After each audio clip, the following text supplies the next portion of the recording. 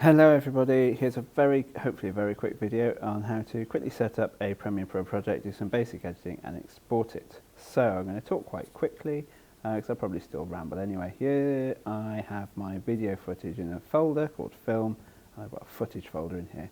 Don't forget, and I keep saying it, make sure all your video files are in one big folder. If you're using the school iMacs, it might be when you log in you have your video files there, but just double check, just log in with your students' details, create a little project or set up a file or a folder, log out, log back in and check if it's still there. If it's still there, then you're probably fine wherever you log on to a school computer. You may want to just make sure everything's uploaded to OneDrive or put everything on a thumb drive or your external hard drive if you have one. Whatever you're doing, and if you're using your own computer as well, just make sure everything is in one folder.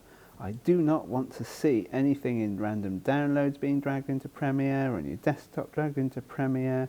Just make sure it's in one place, because if things get moved, if things get deleted, you will break the Premiere project and you will have to start all over again probably. Okay, right, I'm going to open up Premiere now. Without much further ado, it takes ages to open on this machine.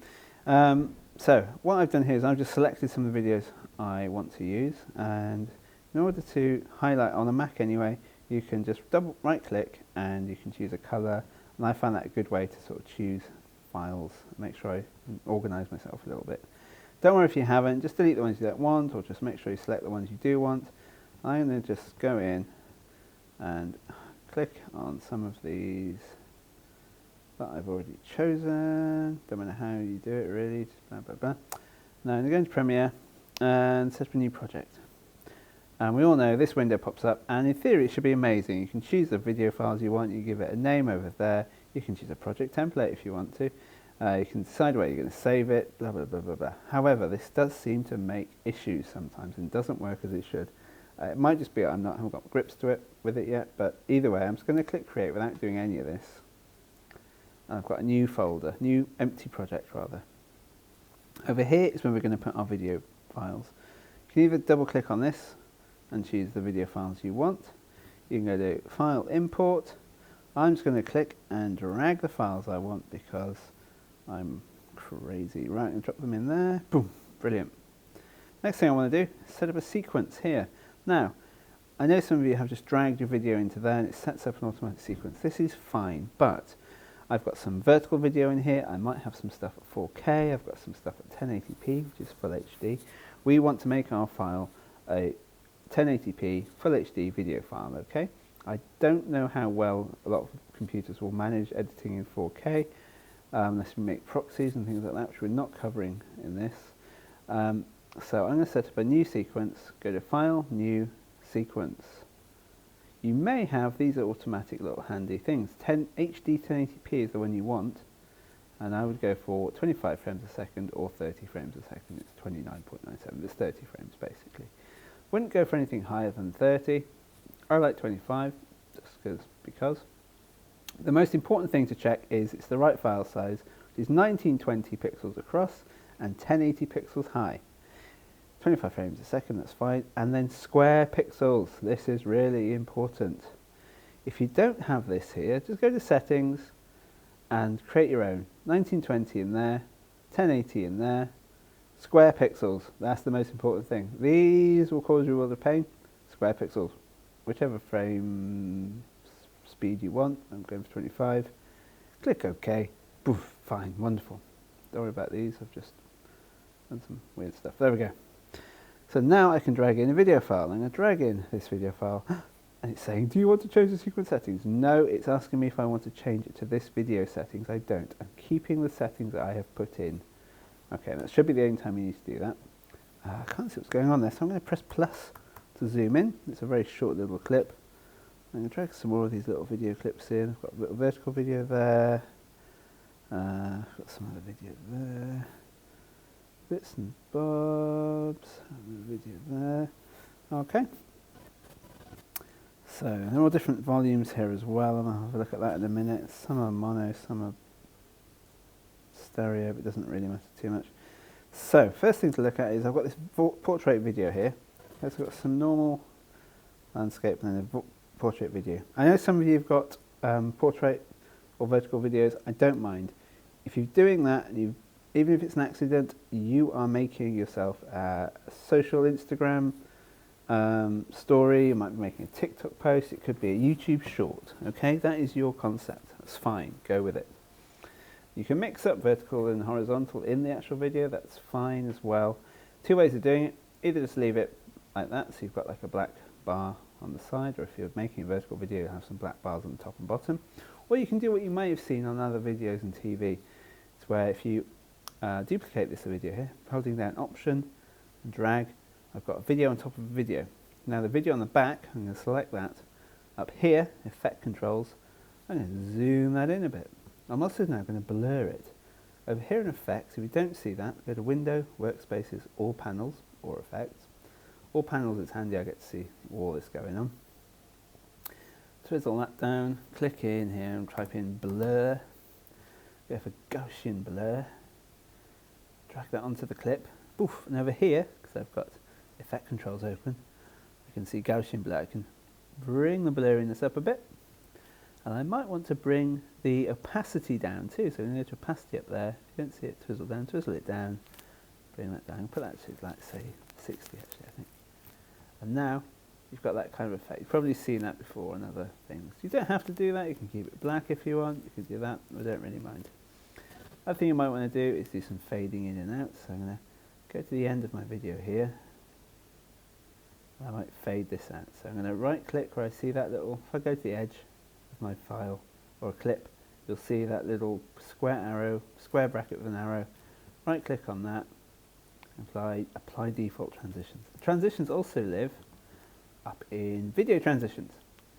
And if you go to dissolve, that default cross dissolve is usually selected. It could be any of these though. If you want to change that default, you can just right click on this and select as default transition, and to keep cross dissolve, it'll do fine for you. You can either just drag these manually onto the clip, or just go to the edge and go apply default transitions. Okay, so I've got a little fade in here. Okay. Ooh. I have noticed something else. When you normally bring video files in, you'll notice they're kind of linked up to the audio. So when you select a video file, it's linked like this. Okay, so normally when I add a transition, it'll add it to both.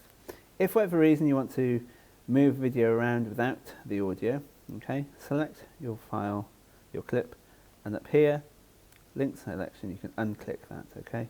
So you can get rid of that, move it around, move your video file, so, unlink selection. Let's try this again. Oh, it's done it now, fine. Okay.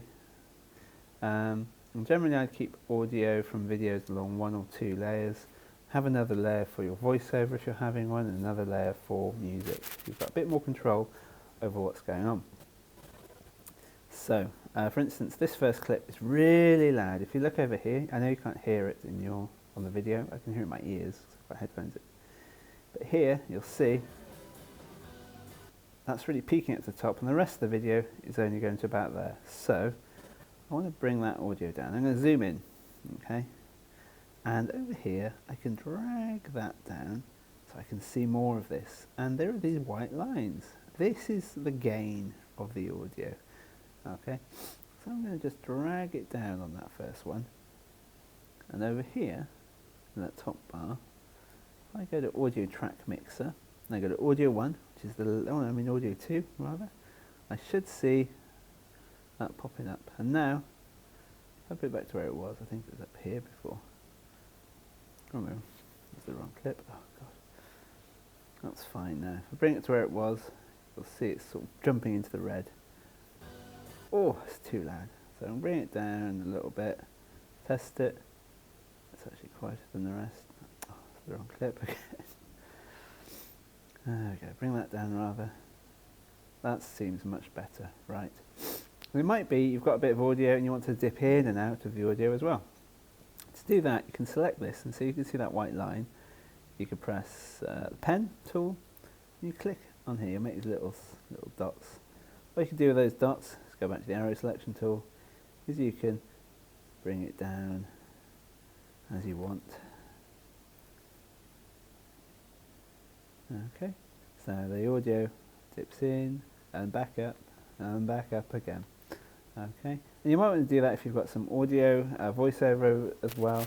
There is an automatic way to use the audio voiceover. I'm not going to do it right now, but I will put up a little link to a tutorial, and if you're in the session, just ask me, we'll do it then. Okay, so also one more thing, you might want to add a bit of a title at the beginning of your video. It'd be good to see some titles and some credits at the end if you're thanking anyone for interviews, photos or footage you've borrowed or used.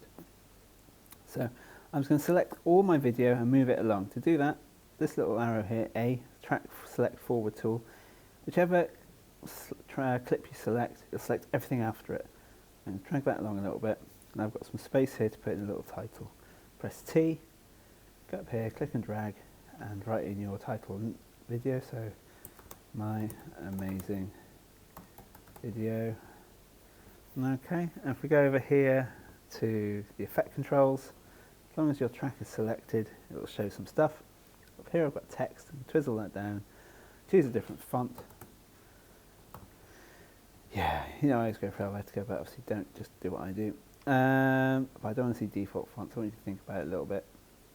Okay, go back in there, change that, brilliant. You might want to, oops, press the arrow tool, you can click this, move it down a little bit maybe. I can also just select that to the middle, drop it to the bottom of the window, whichever. Scroll down, you can also change the colour of your text if you really wanted to. You could add a stroke, you could add a background colour. You probably don't want to do it, it's hideous, isn't it? I'm going to bring that right up. You could do that if you wanted to. You could add a drop shadow. Please don't do this unless there's a good reason. If you're going for this aesthetic, that's fine. Just know why you're doing it.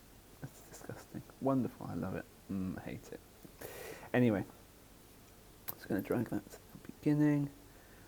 So I've got my amazing video, boom, some punk bands, some bits and bobs from my trip, and then close it out. Right, I'll probably add some credits if I was going to, but I'm not going to right now. To export that, all you have to do is go up to the top here, save it first actually, sorry. Go to File, Save As. Go to your folder. I've already saved this as an amazing film project, and I'll save it again. Fine, replace. Now, go to Export. Oops. That's your video there. You can always just scroll through it if you don't believe it. Cool. Put the name in there. Amazing video. Amazing video 1. On here, it tells you where you want to save it. Do not just leave it as default because it will save it in some random Adobe folder. You'll never find it. You'll be sad. So make sure it's in your folder again. Anywhere, I don't really care. Just make sure you know where it is. Match source, that should be the default. If it's not, just select it. Adaptive bitrate, that means the quality of it will be adaptive. It'll go up and down, but it'll be fine. It will look good. Format, H.264. That is absolutely fine for uploading to YouTube and social media. It's not good for broadcast or for official YouTube channels or Vivo or anything like that, but don't worry about that because we're not doing that right now. Click export, give it a few minutes. It'll think about it, it'll churn it out, squish it, mash it, spitting it out. Then hopefully, boom, amazing video 1, there we are, my amazing video. Okay, thanks for watching and see you soon, bye.